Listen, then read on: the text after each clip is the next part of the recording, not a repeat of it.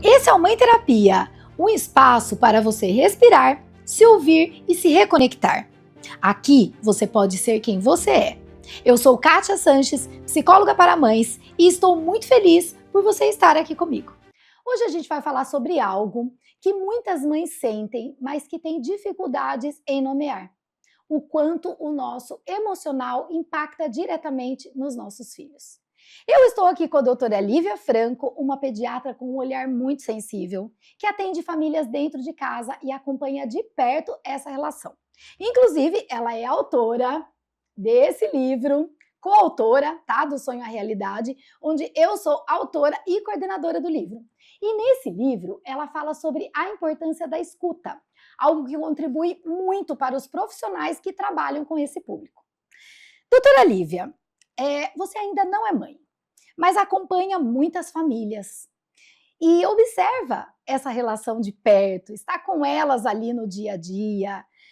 Conta para nós o que mais te chama a atenção nessa relação, né? Como é que é essa questão da mãe e da criança, esse envolvimento emocional das duas? Muito obrigada pelo convite. É muito agradável poder conversar sobre isso com você, que entende tanto desse assunto e também acompanha as mães tão de perto, assim como eu, em vertentes diferentes, obviamente, mas estar dentro dos lares me faz ampliar muito esse olhar que eu posso ter da relação mãe-filho. Obviamente, o pai também transcende isso, ele traz esse olhar também que a criança acaba sendo esponja daquele lugar onde ela habita. Mas falando sobre a mãe, a relação começa desde a gestação. O que a gente percebe é que tudo que essa mulher passa e sofre ou aproveita durante a gestação vai ter um impacto importante no neurodesenvolvimento dessa criança. Então, ela vai se desenvolver de acordo com o que ela recebeu e a parte emocional da criança também recebe esses estímulos. Então, por exemplo, eu tenho uma gestação conturbada, eu posso depois ter uma criança mais assustada? Nós acreditamos que sim. Então, se eu tive uma gestação conturbada, causa perdida? Claro que não. A gente pode sempre modificar essa relação mãe e bebê e trazer um ambiente mais agradável para a criança. O que eu percebo muito é que as mulheres se cobram demais e aí, por estarem se cobrando muito, a criança acaba se estressando, o bebê ou a criança, o bebê mais, né? Mas a criança também, a criança maior também sente, tem essa sensibilidade maior para sentir o ambiente. Mas pensando no bebê, ele absorve essa autocobrança que essa mulher tem, que é generalizada, eu vejo muito nas casas. E aí, com isso, o bebê fica estressado, aí a mãe se estressa pelo bebê estar estressado, e aí se cobra mais. E eles entram num ciclo vicioso que nunca vai ficar bom, porque a mãe está sempre procurando algo e a criança está sempre pedindo socorro. Lembrando que as crianças, os bebês especialmente, eles vão se comunicar de diversas formas. E o choro é a comunicação muitas vezes. Então eu vejo muitas pessoas tentando achar respostas para o choro. Ah, é fome, é sono, fez cocô, fez xixi. E às vezes só é mãe, socorro, eu tô com você não tá bem, eu também não tô bem. Então eu vejo bem de perto isso, é notável, não tem uma casa que seja diferente nesse quesito. E é tão interessante ouvir isso, doutora Lívia, de uma pediatra, porque eu falo isso para os pacientes, mas nem sempre eles conseguem absorver isso. Não, tem algum problema, não é isso. Meu filho tem algum problema. Aí vai para a pediatra, conta tudo, o pediatra observa e fala: não tem nada com o seu filho. Aí sim, né, essa fala, eu vejo que essa fala do médico para elas é que realmente conta muito mais forte do que o que a psicóloga, inclusive, está dizendo. Então, por isso até, né, esse convite para você, mesmo não sendo mãe ainda, mas vir contribuir com essa sua experiência e especialmente porque eu sei desse, né, do seu trabalho que é encantador, eu adoro, você já sabe disso, o quanto você tem esse olhar sensível mesmo para as mães e para essas famílias. E essa particularidade de um trabalho com atendimento domiciliar, de estar dentro da casa, né, das famílias, acho que também contribui muito mais para conhecer essas mães e conhecer o que elas estão vivendo para entender esse impacto para a criança. O que você observa nos seus atendimentos domiciliares? Antes de falar sobre isso que eu observo, eu quero destacar um ponto muito importante que é o pré-natal. que antes de eu chegar na casa dessa mulher, eu já observei lá atrás no pré-natal, que quando eu faço o pré-natal pediátrico, eu já encaminho para você e falo, é muito importante que a gente tenha um acompanhamento psicológico. E aí, trazendo esse ponto que você falou, de que não há uma valorização nesse quesito. Sim. Eu acho que das famílias que eu trago essa pauta, uma parte pequena realmente entende a importância desse cuidado da saúde mental desde o pré-natal, que eu acho muito importante, que eu vejo que faz diferença quando a mulher já se cuida.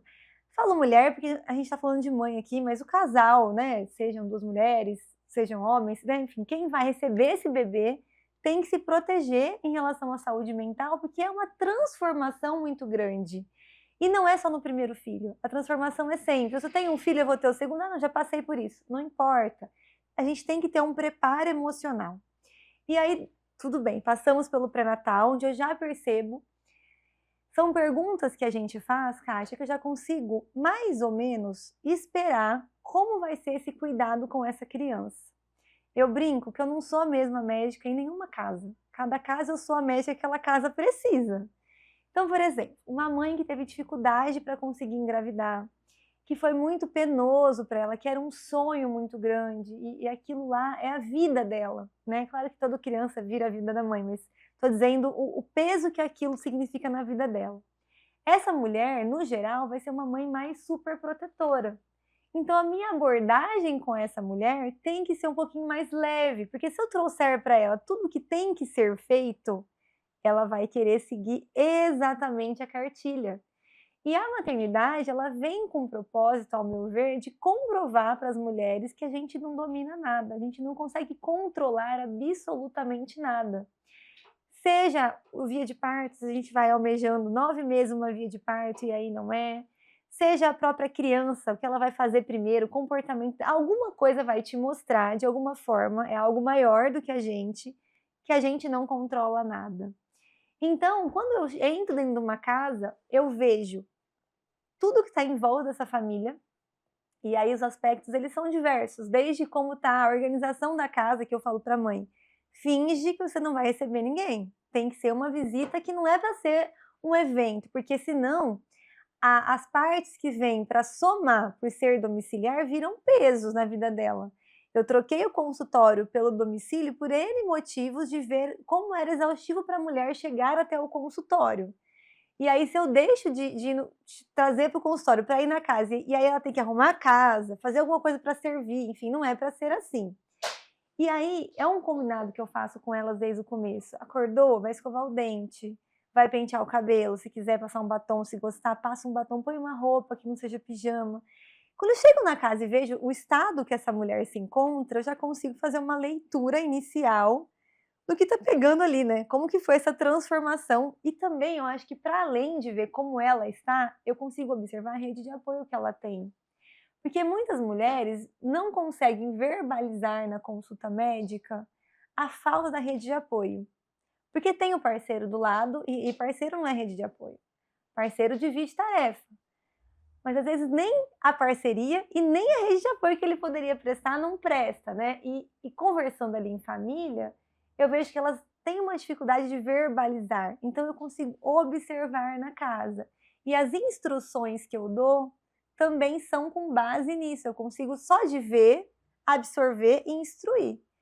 E o bebê também. Então, às vezes, aquele bebê nervoso, se eu chegar lá e falar assim, não é nada, não serve para nada o que eu falei. Mas se eu examinar, se eu conversar, se eu olhar outros, e aí depois no final eu falar, ó, fica tranquila. É o jeito que a gente aborda, faz muita diferença em como essa família vai absorver.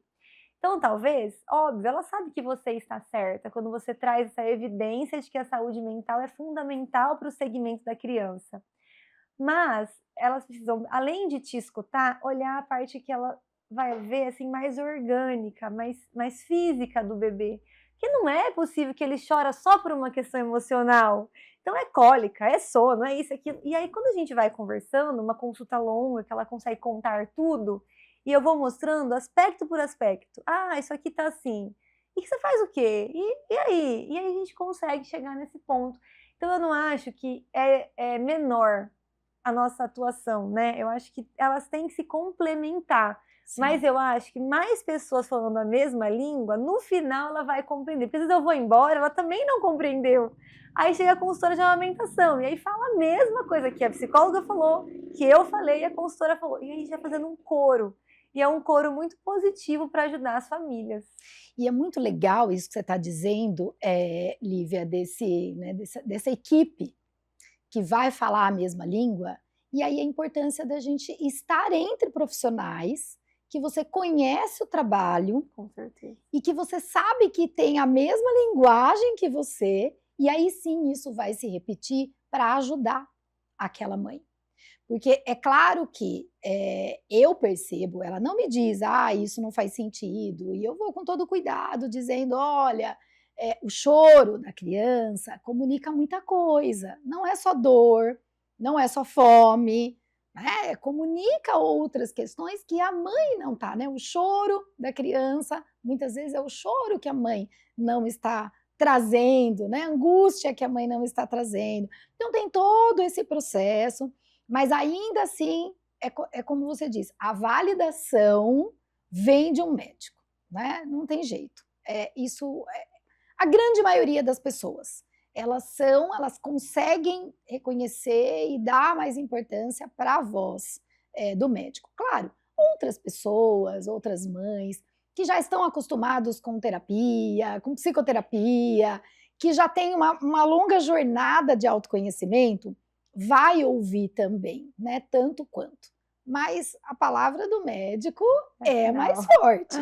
E aí, trazendo tudo isso, né? E a forma que você coloca, porque eu acho que não é qualquer médico também que consegue ter essa sensibilidade, trazer esse assunto, Lívia, dessa forma tão delicada, como você está dizendo. Eu vou, examino, lá no final tá tudo bem, você fica tranquila. Então, é um jeito muito único seu e especial, né, de lidar com as mães, e isso é muito bonito. E aí, essa questão eu gosto muito, né, e quando a gente se conectou ali pelo Instagram, no direct, e a gente foi conversando sobre o nosso trabalho, e começou com a questão do pré-natal psicológico, né, Lívia, a gente vai fazendo essa rede de entender quais são os profissionais que falam essa mesma língua. E aí sim, isso faz.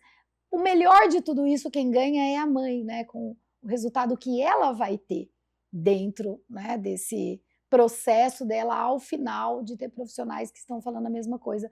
Porque a mãe está tão perdida nesse momento que se ela tiver com profissionais que falam uma língua diferente, vai ser mais caótico do que já é muitas vezes o puerpério, né, para ela.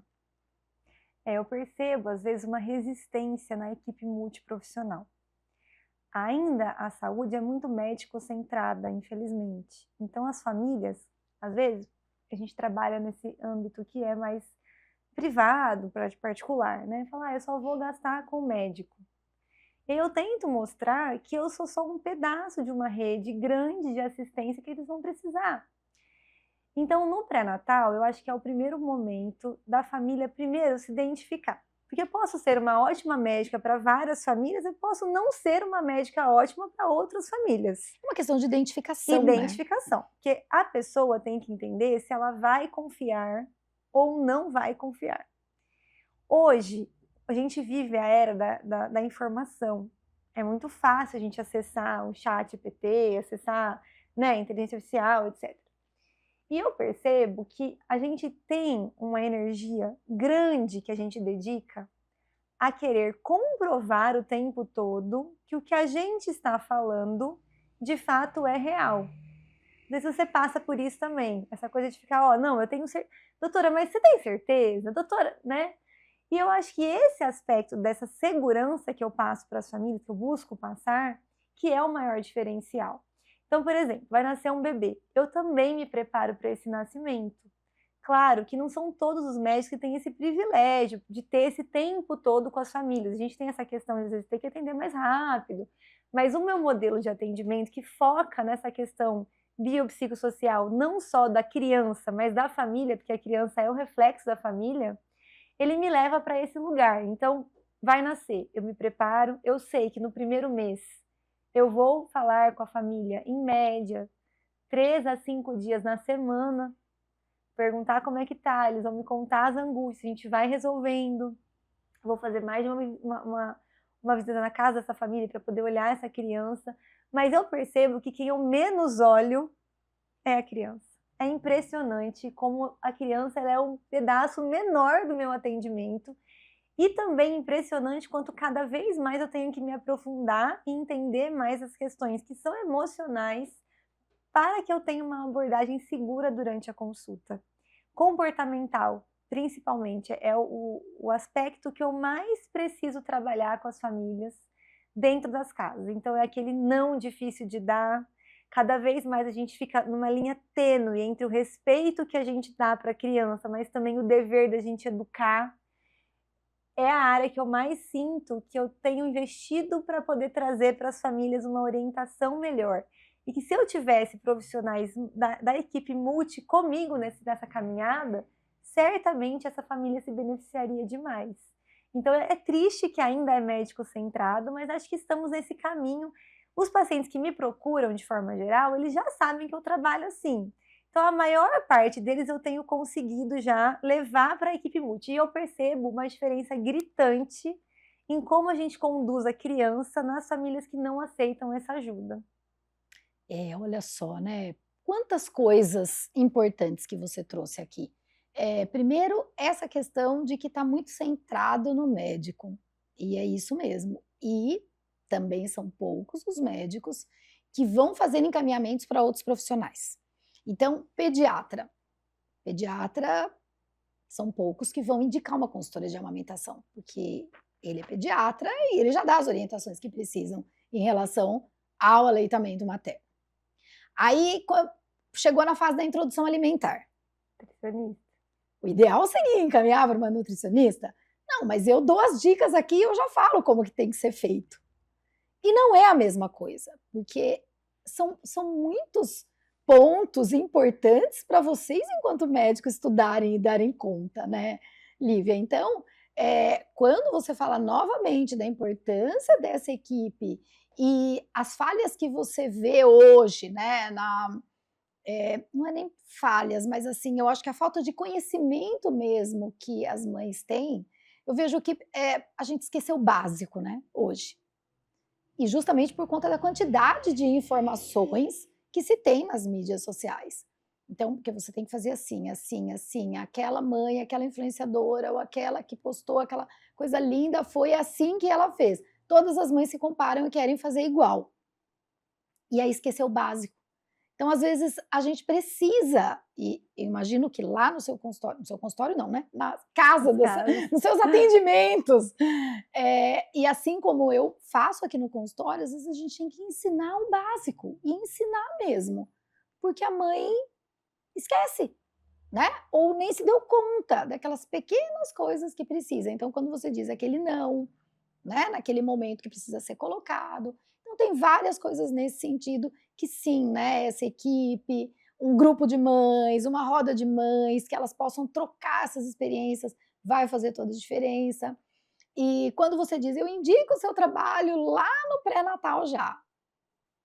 Pré-natal, gestação, tô tão feliz, para que eu vou procurar uma psicóloga? Tô feliz, era tudo que eu queria. E aí a gente, né, o episódio da semana passada, a gente falou, uma mãe contou que ela se preparou muito para ser mãe, estudou sobre o puerpério, conversou antes com o marido, tudo. Então ela achava que ela sabia tudo. E aí, quando chegou a realidade, engano, né? Ela viu que tudo que ela estudou, né, não foi o suficiente, não é que não serviu para nada. Claro que muitas coisas foram importantes, mas ela viu que não era o suficiente. Por quê? Porque emocionalmente ela não se preparou. Então não adianta a gente estudar e ter toda ali a literatura, porque a literatura na prática nem sempre ela vai funcionar, né? Não dá para prever, né, Kátia? Não dá para fazer uma previsão de como vai ser aquela criança. Às vezes tem gêmeos. Eu tenho pacientes gêmeos que é totalmente diferente um do outro. Então a mãe vai seguir de uma forma, não vai funcionar para os dois. Ela tem que Sim. ser uma parte dela que ela descobre para aquela criança. Exato. E aí, pegando um pouco do que você trouxe do não, etc., eu percebi tanto essa questão da pressão social em ter que fazer tudo perfeito, que eu criei até, não sei se chegou a ver, um guia de introdução alimentar. Ah, eu acho que eu vi alguma Criei coisa. recentemente, porque comecei a perceber que elas iam com peso de que aquilo tinha que se tornar perfeito de um dia para o outro. Como se fosse um produto, não um processo. E aí o que eu tento mais conversar com as famílias é isso. O que a gente está vivendo agora? É agora. Ah, mas aqui 3 meses ele faz 6 meses. Ele tem 6 meses hoje? Vamos curtir o hoje. É tão curtinha essa fase da infância. Passa tão rápido. E que naquele momento que a gente está vivendo, a gente quer pular. A gente fala assim, a próxima fase é igual videogame. Vai ser melhor, né? E aí quando vem a próxima, fala assim, ai doutora, eu tô achando que sinto saudade. E parece que a gente sempre tá almejando alcançar a próxima e sentindo falta que passou. Porque nós estamos vivendo essa questão agora do imediatismo. É o tempo todo querendo respostas prontas, rápidas. Ai, faço isso, faço aquilo, dou conta de tudo. Para mim, o dar conta de tudo é conseguir ter tempo de qualidade com a criança. Eu falo muito com as famílias. Às vezes, eu tenho um casal bem querido que a gente conversou semana passada, que ela falou para mim, Lívia, quando a gente era só nós dois, nossa casa não tinha nada fora do lugar. E eles estavam sofrendo com isso. Eu falei, gente, nunca mais vai estar no lugar. Mudou. A relação que vocês tinham enquanto casal e com a casa de vocês era anterior a ter um bebê. Se eu tenho um bebê, eu escolhi que daqui para frente tudo vai mudar.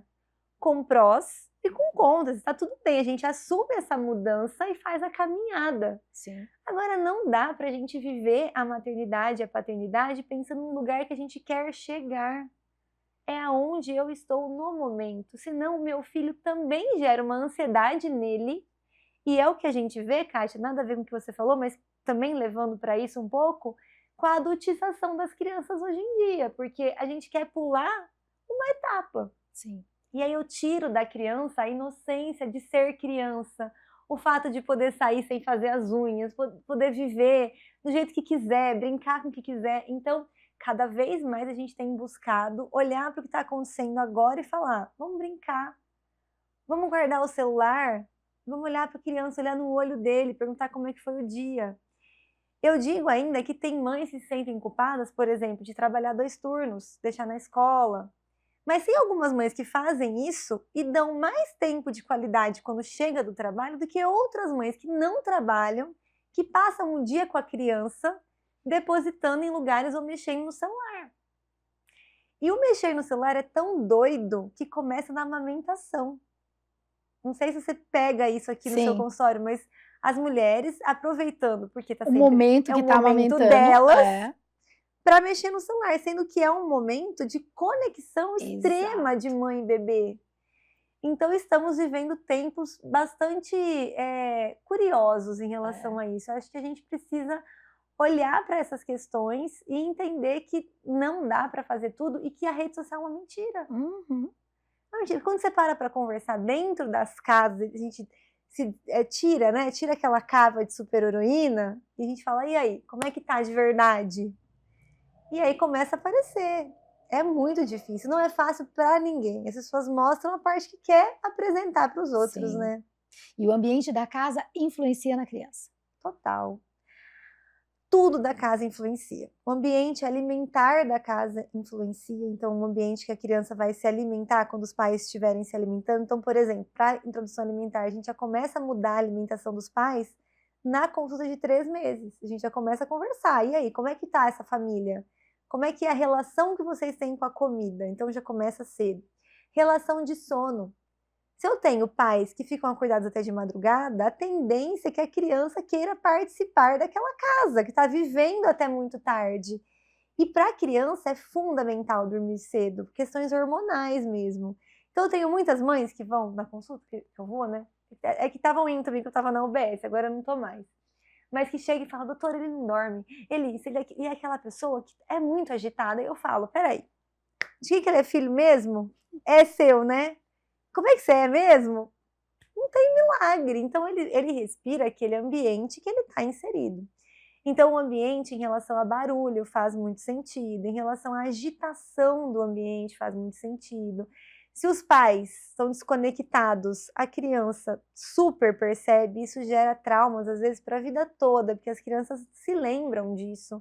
E não é só não brigar na frente da Não, criança, não é só não, não discutir, eu digo não. isso, a É o criança jeito que você sabe, se a olha, criança sente. não é? O jeito que o pai e a mãe estão se olhando já é sinal de harmonia desse lar. Ou até, às vezes, eles nem estão brigados, mas a mãe fala uma coisa, o pai vem e desautoriza. Não tem sinergia entre a família. Isso é muito ruim. E para a criança que a gente está formando comportamento, formando caráter, é muito importante estabelecer esses limites. E aí, se cada dia o comando é de um jeito, eu não aprendo qual é o comando correto. Sim. E aí, sem comando, eu ando, não vou para frente. Então é bem interessante quando a gente olha por essa ótica. E eu falo muito com as mães aqui no consultório sobre essa questão de ficar em casa com a criança ou de colocar a criança numa escola. Porque chega a uma certa idade, a mãe está exausta. Ela precisa de outras coisas para ela, mas ela se sente muito culpada de colocar a criança na escolinha, né, numa creche, que seja, porque como assim? Eu preciso ficar com meu filho até 1 ano, ou até 2 anos, ou enfim, preciso aproveitar o tempo total com meu filho. Mas eu digo para elas, muitas vezes, estar ali com a criança exausta, cansada, você vai estar ausente, vai estar presente, mas vai estar ausente emocionalmente. Então isso não está suprindo nada para o filho. Agora, se você sai trabalhar, faz as suas coisas, às vezes não é exatamente o trabalho, mas é outra coisa que a mãe gosta, ela se sente abastecida. E aí ela está inteira para essa criança, né? Na prática, o que você observa do emocional das mães, de como é que as crianças manifestam, na prática, algo que é da mãe? Quando a gente olha para a escola? Não, quando você está na casa, atendendo a criança, no comportamento mesmo da criança. Tudo a ver. A mãe tá nervosa, a criança tá nervosa, eu observo isso na prática, mas eu observo que é muito mais da mãe esse medo, essa coisa de deixar, como a criança vai se sentir. É aquele e se. E muitas vezes, quem vai chorando embora da escola é a mãe. A criança fala tchau e vai ser feliz. Então, isso que você traz de estar por inteiro é a mesma coisa que eu falei de trabalhar o dia todo e ter tempo de qualidade à noite com a criança. É muito importante singularizar. Cada criança eu vou fazer uma orientação para a escola também. E tem crianças, por exemplo, que tem uma rede de apoio muito sólida e que tem muito estímulo em casa. E que tem primos, então vê outras crianças, divide, porque é muito importante dividir. Então ela tem um estímulo, ela tem a divisão, só não vai ter a parte chata da escola, que são as doenças de outono e inverno. Antes dos 2 anos a criança é mais vulnerável. Então, para essa família, provavelmente eu vou orientar, vamos esperar até os 2 anos, desde que a mãe esteja bem. Porque não dá também para eu falar isso se não couber naquela família. Eu sempre falo que existe o recomendado e o possível. E na maior parte das vezes eles são diferentes. Então a gente vai ter que sempre olhar dentro daquele lar, daquela residência, o que é possível. Eu fui uma criança que fui para a escola com 3 meses. E eu sobrevivi, eu não tenho nada assim de, eu fui abandonada pelos meus pais. Não, eles trabalhavam muito para dar o que podiam do melhor para mim e para o meu irmão e tinham que deixar. E eu ficava. E isso, inclusive, eu vejo em mim que me deu muita governabilidade da vida, independência. Então, para cada pessoa, o estímulo ele vem de um jeito. Sim. Tem outras famílias, às vezes a mãe não trabalha, tem tempo, mas eu percebo que ela está exausta, é isso que você falou, ela não consegue cuidar, ela não consegue fazer uma unha para ela, aquilo é importante. Ela não consegue fechar o olho e dar uma descansada, e aquilo para ela é importante, se reconhecer enquanto mulher.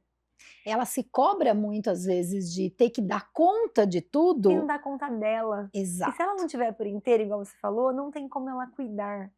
E eu sempre gosto de falar também no pré-natal, e falo nas consultas, você é mãe, mas você não é só mãe.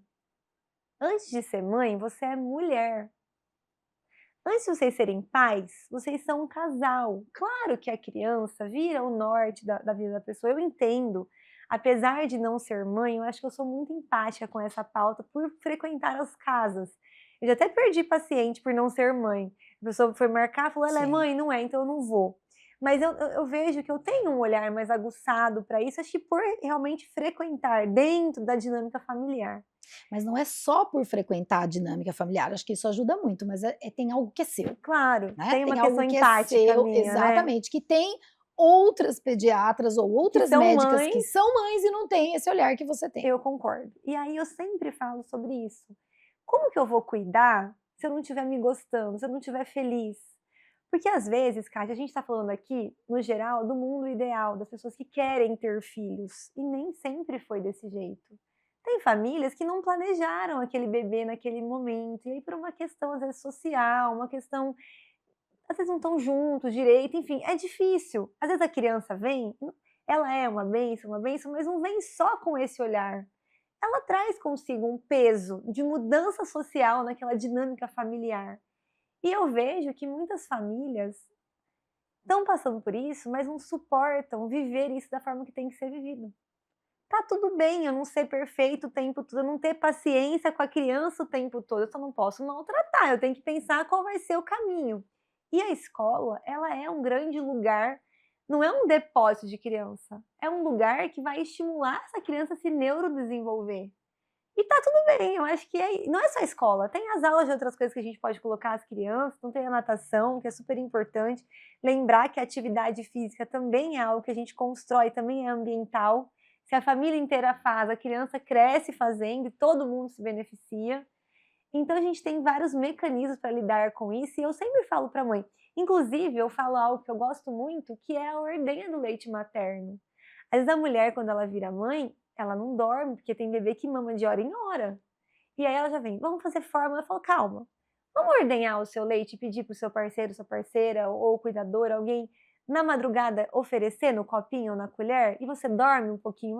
Eu vou fazer isso com o meu bebê? Vai, porque de manhã ele tem que ter a mãe dele disposta. Então, e aí é muito doido uma coisa que eu vejo, que é assim, elas se comparam.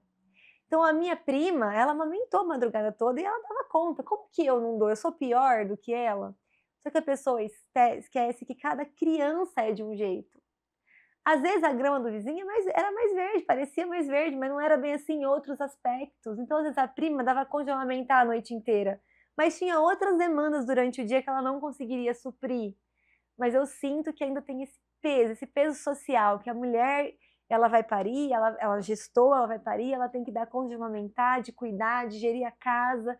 E aí essa mulher, quem olha para ela, né? Então eu sempre falo com o parceiro, quando ela virar mãe, olha para ela, beija ela, abraça ela, tenha a vida dela como mulher, se olha no espelho, se reconheça. Claro que no começo é difícil, porque tem uma questão hormonal também até, além da psicológica. Mas a gente tem que cuidar disso. É muito importante esse olhar aguçado para poder direcionar essa família da melhor maneira possível. Excelente, né, essa fala e esse cuidado que o casal precisa ter um com o outro e consigo mesmo, né, Lívia? Uma mãe ansiosa e sobrecarregada, como aparece isso na criança ou como você percebe na criança? Eu percebo uma criança também ansiosa, de diversas maneiras. Ou uma criança que é imediatista. Sabe quando a pessoa está conversando e a criança fica, ô mãe, ô mãe, ô mãe, ô mãe, você não consegue conversar com a mãe porque ela tá querendo resolver. Ou é uma criança que não tem bom relacionamento com os amigos, na escola, fica agressiva, a gente vê às vezes a criança batendo em colega, mordendo, a gente vai entender. Pode ser uma criança que não consegue se concentrar em atividades, então você põe uma coisa que demanda mais ficar ali quietinho, eu não consigo, eu preciso brincar sempre agitado. E às vezes nada disso, às vezes é uma criança que é agressiva com a mãe, que bate, que chuta para chamar a atenção. Então não tem uma receita de bolo, Kátia, falar assim, a mãe é de tal forma, a criança vai absorver, é certo, mas ela vai se comportar desta forma. Para cada criança, o impacto é um e o resultado é outro. Mas é Mas é visível que tem alguma coisa. É visível quando a mãe está ansiosa ou sobrecarregada, a criança vai Direto, expressar acontece algo. assim, mensagem, né? Doutora, do nada fulana parou de dormir. tá acordando várias vezes na madrugada, não, eu não sei mais o que eu faço, não consigo. Aí eu falo, e você? Junto com esse do nada aí, mudou alguma coisa? Ai, tem 3 dias que eu tô pensando que eu vou voltar a trabalhar tal dia, eu tô ah, eu falo, você tá ansiosa, eu não queria que ela tivesse? Ela também tá. Criança sente tudo, é impressionante, Kátia. E eu comecei a enxergar mais indo nas casas. No consultório não conseguia ver tanto. Porque o consultório fica mais distante, né, essa relação, Fica. essa percepção, olha só. E aqui também, né, acontece assim, então a mãe numa semana, a criança tá ótima, na outra semana ela vem: "Nossa, essa semana foi um caos, não sei o que aconteceu, mas não dorme mais, acorda muito à noite", e aí eu vou Aí puxando, você puxando, descobre. né, eu ajudo ela a refletir. Claro. E aí, a hora que ela vai olhando para o que aconteceu na semana, o que está acontecendo com ela, acho que talvez tenha a ver com isso, tá? Matamos a charada para poder trabalhar naquilo que é necessário. E mesmo quando está bem, nossa, essa semana dormiu todas as noites, foi ótimo. E como é que você estava essa semana? O que de Melhor. bom aconteceu essa semana? É. Então a gente vai fazendo esse caminho. E aí é muito importante para você, mãe que está nos ouvindo aqui, o quanto as queixas comportamentais das crianças estão ligadas a você, ao quanto está faltando para você. Seja uma mãe sobrecarregada, seja uma mãe que está precisando se cuidar, está precisando de cuidado do outro.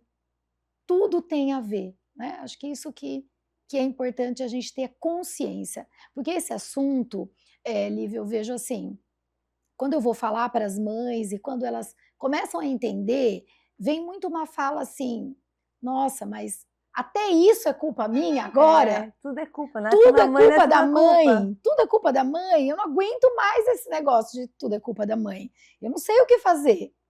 Não é sobre culpa, é sobre tomar consciência.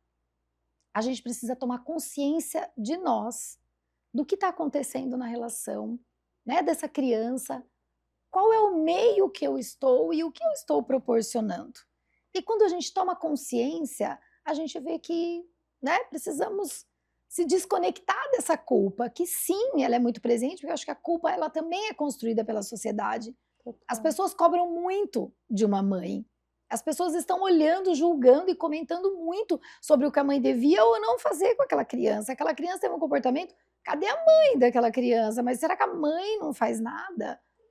Só que não é simples assim, né? Então tem sim uma história, características que é da criança, tem características que é da mãe. Quando você traz, a mãe ansiosa, a criança ansiosa, a fruta não cai longe do pé, eu falo sempre isso. Não queira ser totalmente diferente dos seus pais, porque quando eu vou atender a mãe, eu levo ela a refletir sobre a relação dela com os pais dela. E o pai com os pais dele também, porque isso vai se repetir na história da família. Eu não quero ser como a minha mãe ou meu pai foi. Difícil. Difícil. A fruta não cai longe do pé. Então vamos tomar consciência logo, que vai facilitar todo o resto? Vamos entender o que tem ali, o que eu tenho de semelhanças com a minha mãe, com o meu pai, o que eu não gosto, mas também o que eu gosto, porque ninguém tem só o lado bom ou o lado ruim, né, Com Lívia? certeza. Todas as pessoas têm os dois lados. Por mais difícil que tenha sido a história de alguma mãe com a mãe dela, a mãe teve coisas boas também.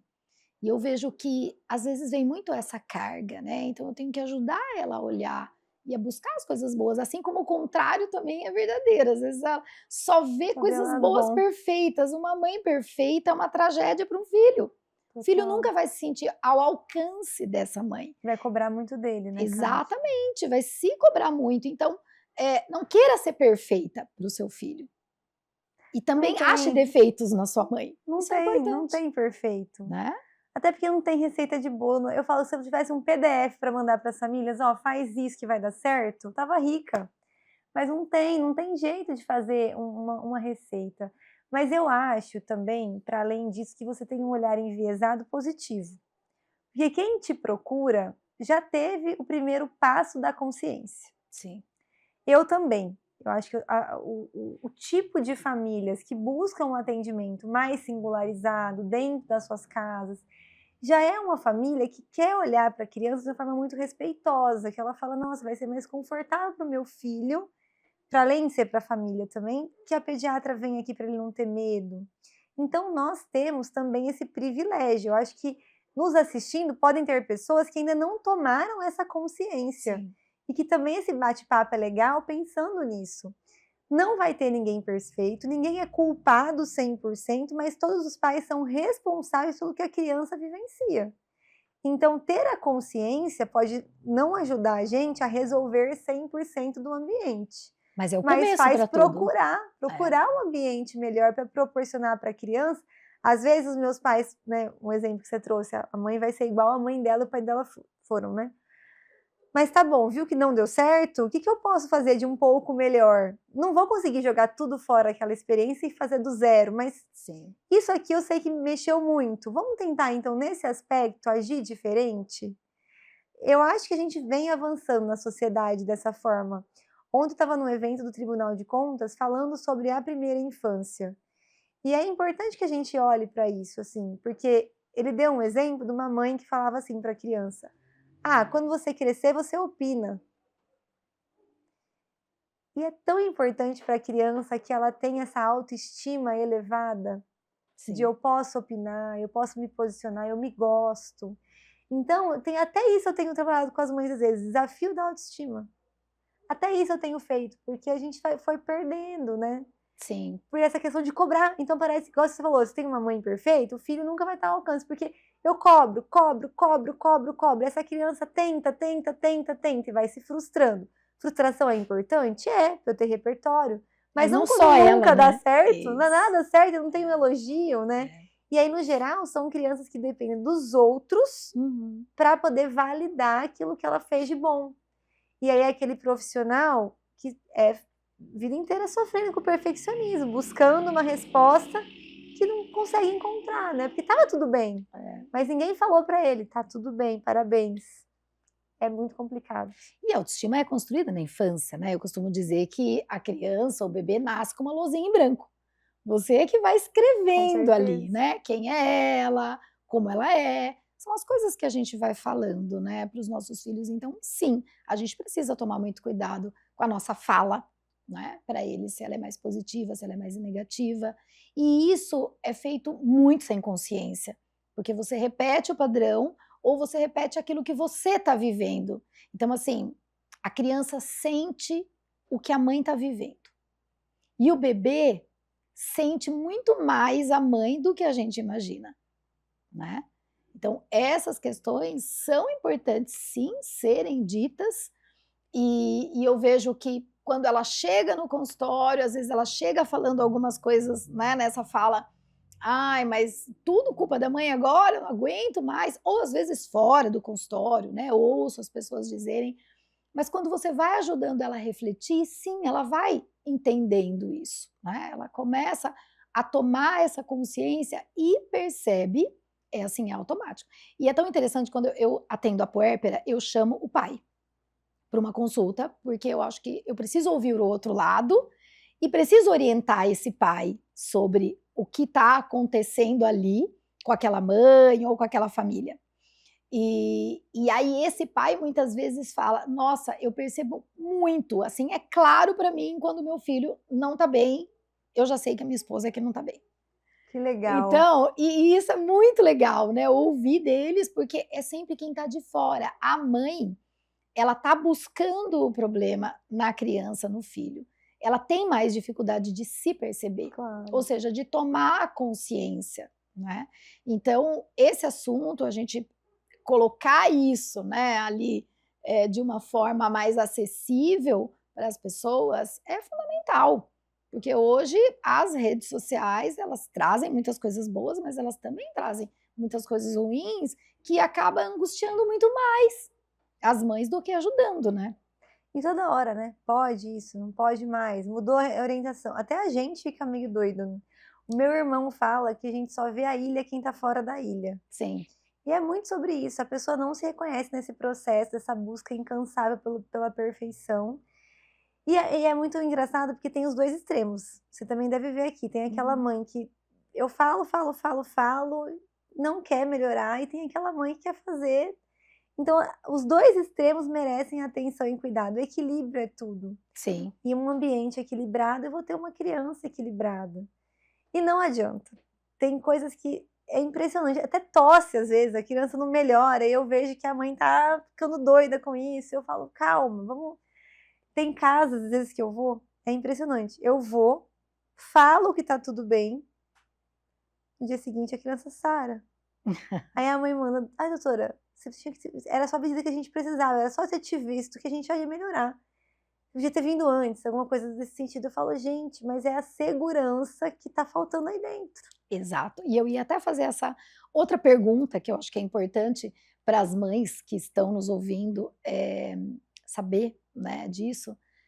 Essa questão emocional toda que a gente está dizendo, esse impacto na criança, a criança, viver o que a mãe está vivendo, captar tudo que está no ambiente, isso pode levar a criança a adoecer fisicamente também? Com certeza. As questões a gente tem uma questão de que o estresse, ele estressa o corpo todo. E a imunidade, diante do estresse, cai. Então, às vezes, um vírus oportunista que estava ali de boa com a família, convivendo, e a criança estava forte, ela estava lutando contra ele e ele não ia causar doença. Mas eu fiquei estressado, eu fiquei ansioso, fiquei nervoso, cai a imunidade, o bicho vem e toma conta daquela criança. Então, até doenças que são doenças reais, pode ser uma tosse, pode ser uma febre, podem ser provocadas, claro que tem que ter um micro-organismo, mas a queda da imunidade que deixou esse micro-organismo agir foi por conta dessa questão emocional da criança. Então, cuidar do emocional da criança, mais uma vez, falando, falei várias vezes, né, vai ser fundamental nesse sentido. É muito importante. O corpo da criança muitas vezes fala então, ou conta o que ela está vivendo, né? Assim como nós adultos. Sim, Nem sim. sempre eles conseguem nomear. Lembrando que a criança nasce sem repertório de sentimento, ela sente, mas não sabe nomear. Quem ensina a criança a nomear o que está sentindo somos nós. Sim. Eu tenho trabalhado muito com isso nas casas, de deixar a criança sentir e depois vir nomear com ela. Eu vi que você ficou nervoso, o que você estava sentindo? Por que você ficou assim? E não invalidar o que a criança viveu. Eu entendo que você ficou frustrado, tá tudo bem, a vida é assim, a gente se frustra muitas vezes. Então eu percebo muito hoje em dia um movimento das famílias que eu atendo, e eu converso muito com elas sobre isso, é essa redoma da proteção extrema que não quer que a criança sofra. Não estou dizendo sofrimento exagerado, sofrimento físico, não é sobre isso. Mas é importante a gente dar repertório para as crianças, para que elas, quando forem adultos, encontrarem esses sentimentos de várias vertentes da vida, ela saiba lidar. Eu sempre dou um exemplo de quem trabalha em equipe. Eu falo, se seu filho não sabe se frustrar, quando ele tiver um chefe, ele não vai poder obedecer o chefe, ele não vai conseguir trabalhar na equipe do chefe. É aquela pessoa que não para em nenhum emprego, que não tem amigos, porque ninguém suporta. Então isso começa lá atrás, em como eu tomo decisões. Eu brinco que na introdução alimentar, quando a criança não quer comer alguma coisa e a gente não dar outra coisa no lugar, não é sobre alimentação, é sobre comportamento. E Olha isso a só. gente vai fazer, vai criar na criança essa consciência de que nem sempre as coisas são como queremos, elas são como são. Uhum. E quando a mãe melhora, o que acontece com a criança? Melhora junto. Tem a harmonia. A casa é harmônica, a criança é harmônica. Eu tive paciente já que eu percebia dor de garganta sempre que acontecia alguma coisa. E aí vinha, eu falava: "O que aconteceu?". "Ah, ele ficou nervoso assim, assim". A mãe como se fazer terapia. Criança grande já, ele não teve mais. Olha que Aí interessante. eu falei pra ela: "Não acho que deixou de acontecer". Acontece ainda esses movimentos que são frágeis para a criança, mas o que fez diferença foi o jeito que a mãe acolhe o momento que a criança está vivendo. Então, meu filho tem um problema, eu acolho ele, eu não potencializo aquele problema. Perfeito. Consequentemente, ele fica menos doente. É muito Uhum. interessante. Olha que legal. E isso é muito real também lá na gestação, né?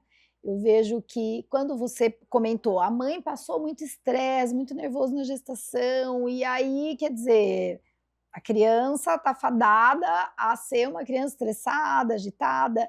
Não, tudo depende de como a mãe vai acolher essa criança, vai receber essa criança no mundo. Então, por mais que a mãe tenha passado uma gestação com muitas dificuldades com o companheiro, de brigas e N coisas que podem acontecer, muito ruins e que pode trazer efeitos graves para o emocional dessa criança, se a mãe conseguir dar esse acolhimento, pode neutralizar tudo que ela viveu na gestação, Com né? certeza. Então, Os 100 dias, né, Kátia? Você usa esse conceito exato. na psicologia Sim, também? 1000 dias, né? Não, os 100 dias da 100 dias eu não, esterogestação? não. Não, Sim, da esterogestação, que são os 3 meses ali, os 100 ok. primeiros dias do bebê. A Aham. gente usa os 1000 dias muito, É, né, que vai é, desde a concepção até os é. 2 É anos. porque eu nunca ouvi falar 100 100 dias. Eu dias. sempre ouço falar a esterogestação Esterogestação. como os 3 meses pós, São 100 né? dias que a gente Tá. usa na pediatria.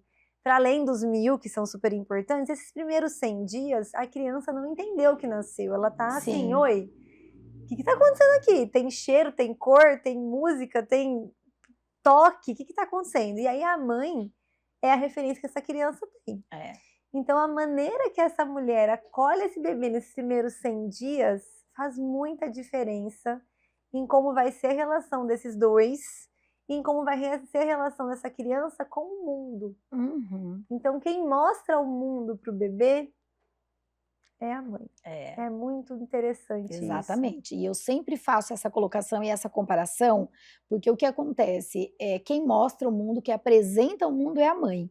E essa criança vai se relacionar com o mundo, e quando eu digo mundo, é com todas as pessoas, seja o relacionamento amoroso, afetivo, profissional, a partir desse relacionamento com a mãe. Então, se a gente parar para observar como é o nosso relacionamento com a nossa mãe, e aí observar como a gente se relaciona com as pessoas, a gente vai encontrar muitas semelhanças.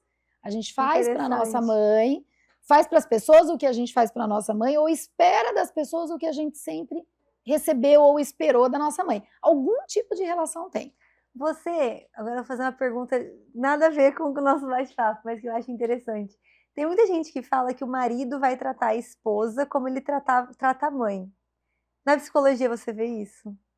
É uma tendência. Tá. É uma tendência. Então, o homem, a forma que ele se relaciona com a mãe, ele tende, sim, a olhar, a se relacionar com a esposa, mas não é uma matemática, não é... Mas né, a gente percebe que tem uma influência. Exatamente, tem uma E influência, a gente procura casar com quem parece com o pai? Exatamente, É mas verdade? não só com o pai, tá? Às vezes isso acontece, é a tendência também. Qual que é o modelo de homem para você? É o seu pai. Sempre foi a vida toda. Meu então, marido é meu o pai que é conhecido? Olha lá. O que é o conhecido para você? É automático isso, é sem ter consciência. Você vai buscar nas pessoas aquilo que é conhecido para você, né? Aquilo que te traz ali um certo conforto, mesmo que seja ruim. Não tem mulher que tem pai alcoólatra e que busca marido alcoólatra? É verdade. Não, e por isso que para criança isso é muito importante, porque Sim. o que a mãe fizer na frente dele vai ser a referência Exato, que ele vai ter e vai ser o futuro que ele vai seguir. Né? Exatamente, o modelo de casal. Então, se o Modelo de meu pai e relação. minha mãe brigam muito, o que vai ser o normal para mim? Se eu encontrar uma esposa e a gente não tiver briga, tá estranho. Tá estranho, tem alguma coisa errada. Porque eu busco brigar, eu preciso brigar. Muito porque esse ambiente trouxe isso para mim. Então, isso tem uma influência muito forte. Mas voltando à questão do modelo, às vezes a gente busca um homem, né? Nós mulheres buscamos um homem com características que às vezes não é a do pai, é a da mãe. Às vezes pode acontecer isso, porque às vezes a figura mais forte dentro de casa pode ser a mãe. Então aí o mais comum é o do sexo oposto, mas isso pode acontecer também, né? E aí você vai ver, às vezes o marido não tem nada a ver com o pai, mas quando vai ver tem total as características que a sua mãe tinha. Então é bem interessante, né? Quando a gente estuda essa questão de olhar para as nossas relações com os nossos pais, vai contar muito sobre nós e sobre a nossa futura família. Né? Interessantíssimo. Enfim, o papo delicioso aqui, né, Lívia? A gente ficaria, mas muito tempo ainda. Deixa eu ver se a gente passou aqui. Uma coisa, né, que eu queria te perguntar. Que mensagem você deixaria para as mães que estão nos assistindo agora? Viver o processo. Acho que a mensagem principal é compreender que não é sobre produto, é sobre processo. E se entregar nesse processo mesmo. Entender que o que você fizer, você é a melhor mãe que seu filho poderia ter. E é isso. Acho que é a mensagem principal. Ai, perfeito, é isso mesmo. Para a gente encerrar, vamos para o nosso baralho aqui terapêutico. Vamos olhar um pouquinho agora, já que você falou das mães, vamos olhar um pouquinho para você, falar um pouquinho de você. Vamos começar com o passado. Embaralha um pouquinho, deixa a sua energia aí nesse baralho. Inclusive, a energia desse lugar é ótima, viu, Kátia? Eu ia te falar. Ai, que delícia. Essas questões de consultório, de psicologia, sempre tem uma questão energética, né? E eu entrei aqui e já senti uma energia. Ai, que bom, que bom. Eu cuido para que a energia aqui seja... mas é muito gostosa. Pena que quem tá em casa gostosa. não consegue sentir. Ou sente, né, a distância. Tá, aí agora eu embaralhei. Escolhe uma. Pode ler para nós. Complete a frase. Eu sempre gostei de... Isso é passado? É. Carinho. Essa é uma palavra? Sim, da forma que você quiser. Tive muito. Você sempre gostou e teve? Muito. Foi suprida? Nossa, até hoje. Ai, que delícia. Meus pais são muito, muito assim, presentes. Inclusive, eu falo várias vezes ao dia com meu pai. Ele vive a minha vida comigo, mesmo eu saindo de casa com 15 anos. Desde que eu saí, eu recebo esse carinho à distância, que é muito gostoso, né? E que bom, não é à toa, né, que você tem todo esse carinho para oferecer às mães, às crianças, né? Quem tem, com certeza. Quem tem bastante, quem teve bastante, abastecida para oferecer, né? É o que a gente conversou, né? O ambiente faz a gente seguir os exemplos, né? Eles moram longe, mas eu tento sempre estar por perto, se falando. É difícil essa dinâmica de morar longe da família, né? Então, o carinho é por telefone, mas é positivo do mesmo jeito. Presente agora. Vamos ver o que o presente vai te trazer. O que o presente guardou para mim. É importante conectar-se consigo e aprender a separar o que é seu e o que é do outro. Você se sente na obrigação de atender expectativas dos outros, ou você prioriza o que é importante para você? Você falou que a carta escolhe a gente, você tem toda a razão. Primeiro, essa questão de se conectar consigo e separar o que é meu e o que é do outro. Na profissão que eu escolhi, é um grande desafio, porque você mesma comentou aqui hoje que eu entro dentro daquela casa. Parte de mim fica ali e parte de lá vem comigo. Então é um trabalho muito, muito específico que eu faço, inclusive na terapia, para deixar lá dentro da casa uma parte daquilo que senão eu vou adoecer junto. Sim. Então, saber o que é meu e o que é do outro, ainda para mim é nebuloso. Eu trabalho com isso e por isso eu me preparo. Por isso que eu te falei, vai nascer um bebê, eu tenho que me preparar, tenho que estar bem naquele mês, com menos eventos sociais, para eu poder me dar por inteiro e conseguir ter o meu espaço para eu refletir sobre aquilo que eu vivi. E o domiciliar me ajudou muito nisso, porque eu tenho deslocamento entre uma consulta e outra. No consultório eu não tinha. Eu fechava a porta de um paciente e abria a porta para o próximo. E eu processo o que eu vivi na consulta e eu já chego resetada para a próxima. Então isso é um trabalho muito legal. E aí quando você pergunta se eu sinto na obrigação de atender a expectativa dos outros ou priorizo o que é importante para mim, isso tem sido algo muito, muito, mais ainda, trabalhado na terapia, porque eu tinha muita dificuldade de falar não. Na profissão e na vida pessoal também, mas quando é profissional é ainda mais difícil.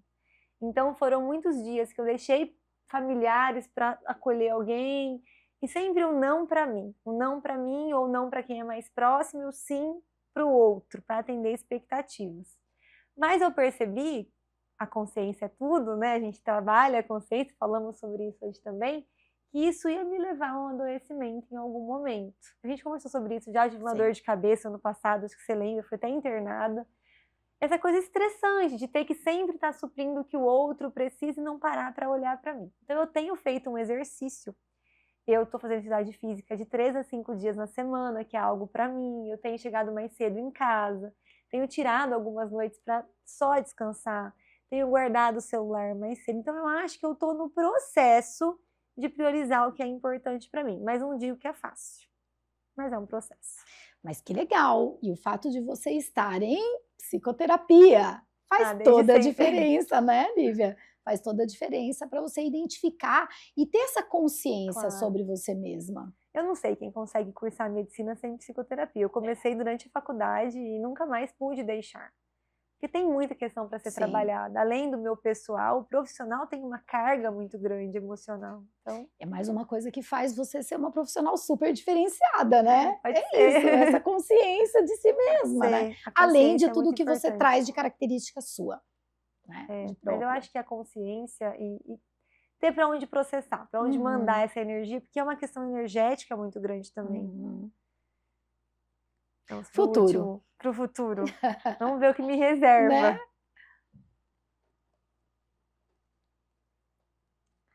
Você já pensou em quem deseja se tornar no futuro? Qual projeto de vida você tem e que ainda não tirou da gaveta? O que você poderia fazer para torná-lo possível? Você sabe que eu estou numa onda de agradecer muito, porque eu acho que todos os sonhos que eu tinha, eu tenho realizado. Eu nem imaginava que eu estaria nesse lugar da minha carreira profissional, onde eu estaria hoje, tão jovem, já alcançando meus objetivos. Eu brincava que eu queria ser médica, bailarina e professora. Mas eu sempre fui muito gestora. Eu brincava que eu tinha uma escola fictícia, que eu era a diretora e a professora. E eu me tornei coordenadora do curso de medicina, gestora na prefeitura. Então, eu sou muito feliz com o que eu estou vivendo no presente e eu tento não ficar projetando tanto o futuro. Mas sobre tirar da gaveta, quando a gente olha a parte profissional, eu gostaria de conseguir ajudar mais pessoas, que eu não consigo atingir mais com as consultas. Como eu cheguei no meu limite, tem 1 ano que eu não pego pacientes novos, então eu estou indo agora para esse lugar do digital, pensando em como eu posso entrar em outras casas que eu não posso ir pessoalmente. Então eu acabei de tirar da gaveta, mas tem muito a ser trabalhado. Eu acho que esse é o projeto do futuro imediato, aqui o futuro mais próximo. E nas questões pessoais, que aí não é tanto profissional, a maternidade é um futuro possível, que a gente está trabalhando nisso agora também. Então, eu estou me preparando, me cuidando para chegar a uma criança no ambiente que ela precisa. Então, esse também eu vou tirar da gaveta, eu acho. Se tudo der certo. Legal! Que legal! E aí, né, claro que precisa se multiplicar aí, Lívia, vai ter que reduzir a carga, né? Para ter um filho, vai ter que reduzir a carga de trabalho aí. Mas que legal! Muito bom. Prazer. Fico muito feliz. Prazer. Ai, que delícia ter você vindo aqui. Fiquei muito feliz com toda essa contribuição, gente. Ela é maravilhosa, né? Fala a verdade. Foi muito bom. Obrigada. Maravilhosa. Parabéns. Você sabe o quanto eu admiro o seu trabalho e quanto sucesso você já fez e vai fazer ainda pela frente. A admiração é recíproca. E sucesso Obrigada, também. Viu? Eu que agradeço Lívia. pelo convite. Obrigada.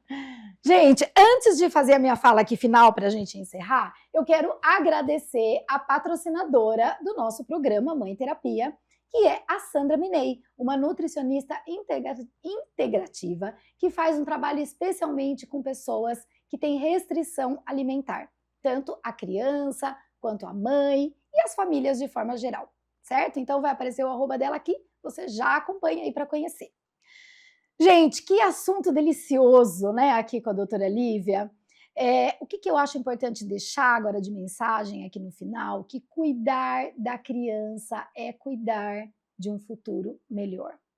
Cuidar da criança começa por cuidar das mães, por cuidar das gestantes, para que a criança, sim, tenha um futuro mais saudável emocionalmente. Então, vamos olhar para esse ponto, vamos cuidar das mães. É isso. Agora me conta, deu vontade de fazer terapia, não foi? Obrigada por dividir esse momento comigo. Lembre-se, aqui você não está sozinha.